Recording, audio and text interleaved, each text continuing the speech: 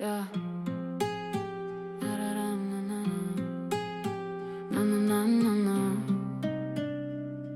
Yeah.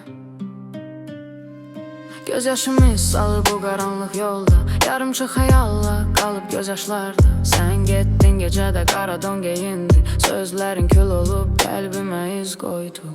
Ürəyimdə yanar izlər səni çağırır, ümidim kül olsa yenə səni gözləyir. Gecələr donub qaranlıq qucağında, sevgi deyil qırıq xatirə qalıb yanımda. Qəlbimdə gizlənib min qırıq hekayə, sükutum qışqırır çatmır səs dünyaya. Əllərim göylərə uzanır ümidsiz, tək qalmış bir aktyor bu səhnədə sanki.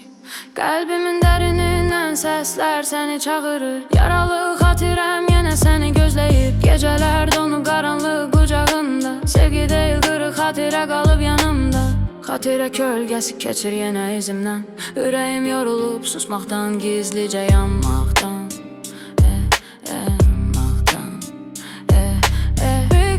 Sən belə qəlbim səni tanımaz, çünki kül içində sevgi daha oyanmaz. Qaranlıq yollarım səni gətirir ya da solmuş arzularım hələ səni gözləyir. Gecələr donub qaranlıq qucağında, sevgi deyil qırıq xatirə qalıb yanımda.